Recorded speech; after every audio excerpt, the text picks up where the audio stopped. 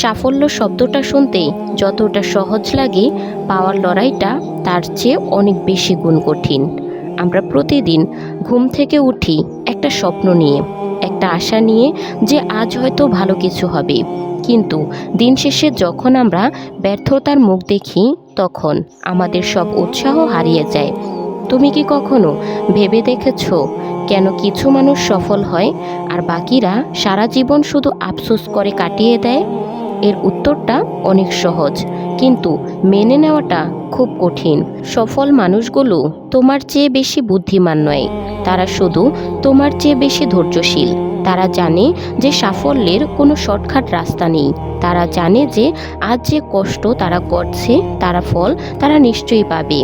আমাদের চারপাশের পৃথিবীটা বড় অদ্ভুত। তুমি যখন প্রথম কোনো কাজ শুরু করবে, তখন তোমার চারপাশের মানুষ তোমাকে নিয়ে হাসাহাসি করবে। তারা বলবে তোমার দ্বারা হবে না, তুমি শুধু শুধু সময় নষ্ট করছো। এই মানুষগুলোই কিন্তু আবার যখন তুমি সফল হবে, তখন সবার আগে এসে বলবে আমি জানতাম তুমি পারবে। তাই মানুষের কথায় কান দেওয়া বন্ধ করো। মানুষের কাজই হলো বলা। তারা তোমাকে তোমার লক্ষ্য থেকে বিচ্যুত করতে চাইবে।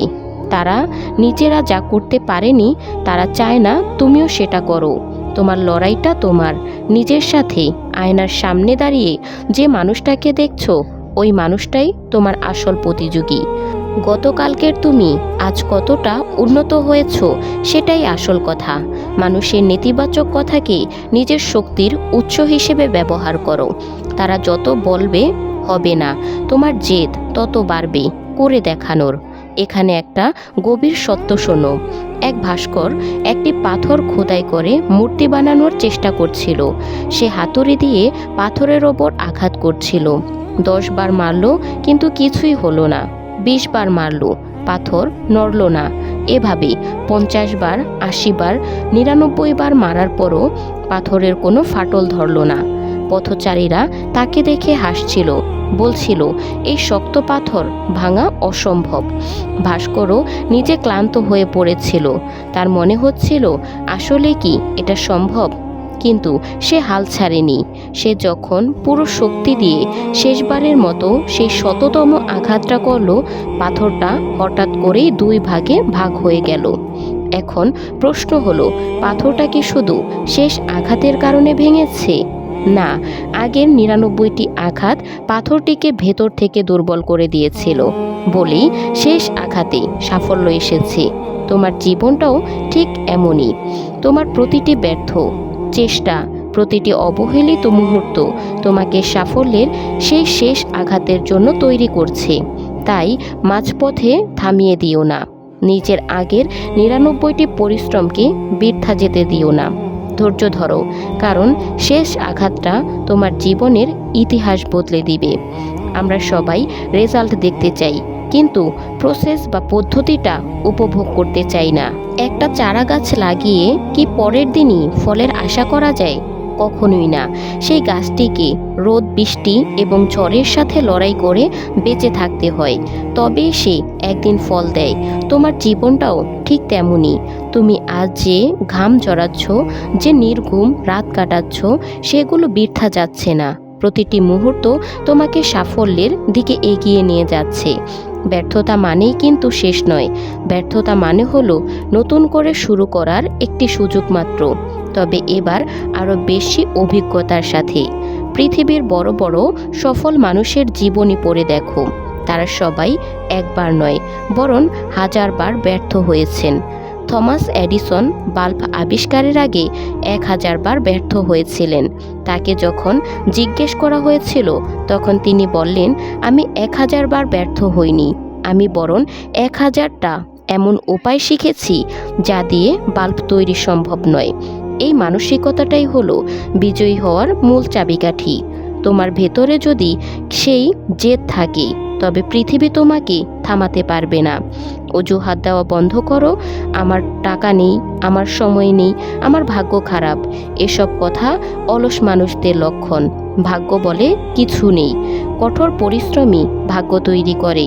তুমি যদি আজ শুয়ে বসে সময় কাটাও, তবে কাল তোমার জন্য কেউ অপেক্ষা করবে না। সময় কারো জন্য থেমে থাকে না।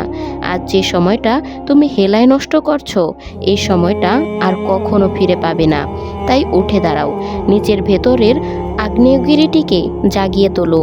তুমি জন্মেছ বিজয়ী হওয়ার জন্য, হেরে যাওয়ার জন্য নয়। পরিস্থিতি সবসময় তোমার পক্ষে থাকবে না। ঝড় আসবে, তুফান আসবে, কিন্তু তোমাকে হতে হবে পাথরের মতো অটল। কোনো বাধাই যেন তোমাকে তোমার স্বপ্ন থেকে দূরে সরিয়ে না দেয়। নিজেকে প্রমাণ করো আজ থেকেই। 5 বছর পর তুমি নিজেকে কোথায় দেখতে চাও? তুমি কি সাধারণ মানুষের ভিড়ে হারিয়ে যেতে চাও, নাকি সেই একজন হতে চাও যাকে দেখে 10টা মানুষ অনুপ্রেরণা পাবে?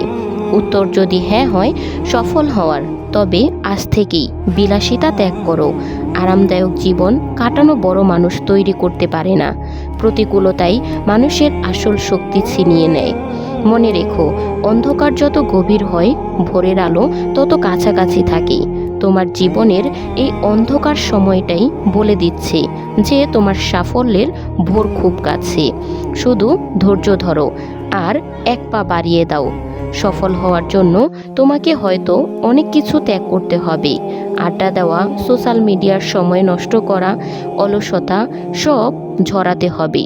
কিন্তু বিনিময়ে তুমি যা পাবে তার মূল্য অনেক বেশি। অনেকে বলে আমার সঠিক সুযোগ নেই। মনে রেখো, সুযোগ কখনো আপনা আপনি আসে না, সুযোগ তৈরি করে নিতে হয়। সমুদ্রের তীরে বসে ঢেউ গুনলে যেমন নদী পার হওয়া যায় না, তেমনি শুধু স্বপ্ন দেখে সফল হওয়া যায় না। তোমাকে নামতে হবে, লড়তে হবে এবং নিজের রাস্তা নিজেকেই তৈরি করে নিতে হবে। পথে অনেক বাধা আসবে, নিজের কাছের মানুষগুলো হয়তো তোমায় ছেড়ে চলে যাবে, একাকিত্ব তোমাকে গ্রাস করবে। কিন্তু মনে রেখো, সিংহাসন সবার জন্য নয়, রাজাকে একাই যুদ্ধে জিততে হয়। এই তোমার একাকিত্বই তোমার সবচেয়ে বড় শক্তি। নিজেকে চেনার, নিজেকে দক্ষতা বাড়ানোর এই সময়টাকে কাজে লাগাও। সব সময় একটা কথা মাথায় রেখো, তোমার স্বপ্ন পূরণের দায়িত্ব অন্য কারো নয়, শুধুই তোমার।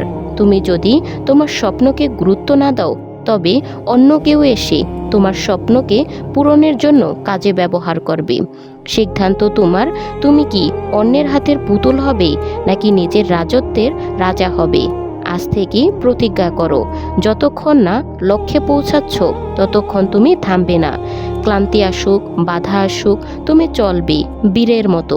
কারণ ইতিহাস বিজয়ীদের মনে রাখে, চেষ্টা করা মানুষদের নয়।